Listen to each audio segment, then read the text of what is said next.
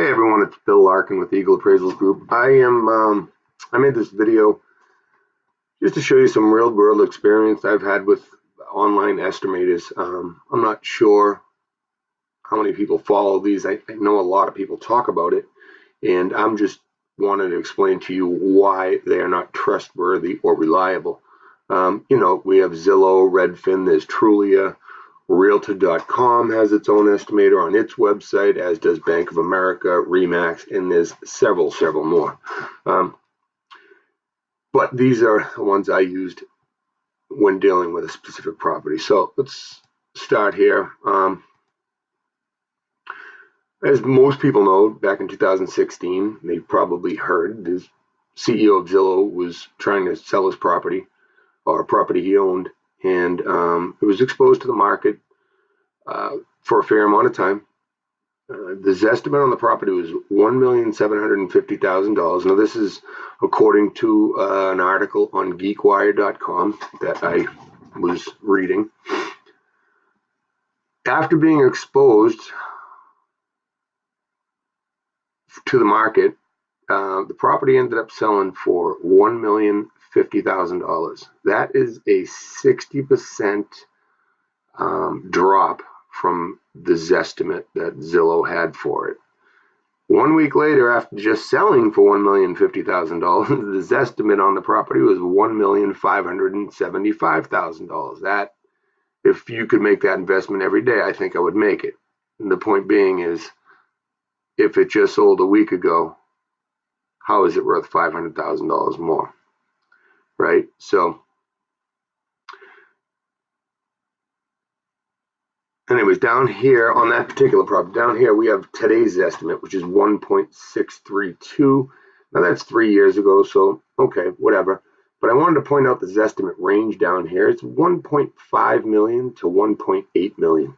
That's a rather large range to be dealing with, right? So it doesn't seem like the CEO trusts his own estimates either, because he went out and brought a property for $1 million more than the estimated stated. My understanding is he spent $20 million on a property that had his estimate of 19 million. So just kind of curious as to why the CEO of Zillow wouldn't trust his own methods. Now, moving on to a property I was dealing with. So the owner of the property started talking to me about, they checked Zillow and this is what it said, and the conversations we have sometimes with people. So I'm going to go into this now. This estimate of the property was $709,000. States on Zillow, 2 beds, 3 baths, 1,220 square feet. Remax, their online estimator, had it at $717,000. Bank of America, what's your home worth? See your estimated home values, and their estimated range went from 405 to 541, which in itself is a very large range at such a price point. And it states 2 beds, 4 baths, 1,220 square feet. Redfin, $606,000, 3 bedrooms, 1 bathroom, and 1,179 square feet. And finally, Realtor.com had 2 bedrooms, 2 full baths, 2 half baths, and 1,220 square feet, with an analysis of $734,000. So let's recap that. You had a Zillow estimate at approximately $710,000 with 2 beds, 3 baths. A Remax estimate of approximately $717,000, and Remax does not disclose any additional information in regards to beds or baths. Bank of America had a range from 405 to 541, 2 beds, 4 baths, and 1,200 square feet. And Realtor.com, 735, 2 beds, 2 full baths, 2 half baths. And finally, Redfin had an estimate of 606 with 3 beds and 1 bathroom. So what did the property actually have? Well, the property actually had 3 beds and 1 bath, so congratulations to Redfin for getting that right. But I have no clue where Realtor.com has this information. 4 baths, 3 baths, 1,200 square feet. And I measured the property to be approximately 1,375 square feet, which is a little bit larger than all these, but not a huge discrepancy. So the point is, though, is who do you trust? I will say the property ended up appraising around 640.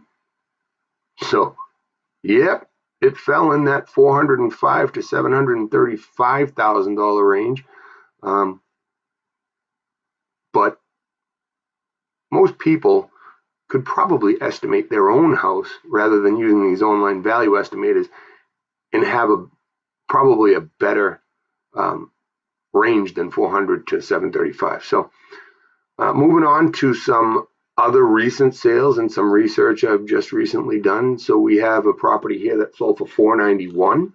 It had a Zestimate of $421. Here's a property that ended up selling for $465 and it had an estimate of $557. $476,000 sale. Thank God they didn't follow the Zestimate at $367. And this property's estimate of $777, but it sold for $673. Now these are big discrepancies, and we're talking about $100,000 on either side. Too high, too low on both. Now here's a property down here. His estimate was $381. The property sold for $383. So does that mean the Zestimate was right, or does that mean the people decided to sell the property based on their Zestimate? And so I did not check the days on market. Maybe it was one that sold in 2 days because they realized they may be getting a deal. Anyways, just so I'm not picking on Zillow, just to go show you some more on Redfin's these estimates. This property sold for $360, but it had an estimate of $403. Estimate at $447 and sold for $410, and an estimate at $493 sold for $459. The point being, folks, is these are all over the place. Yes, this one was right, but where are you? Are you the one with $100,000 priced over? Priced under by $100,000? $50,000? The point being is, use your realtors, use your appraisers. We are the professionals in the industry, and these systems are very flawed. Okay, they value your property based on information that is not relative to your property.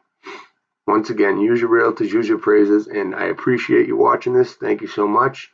I hope it was helpful, and I will talk to you soon. Bye-bye.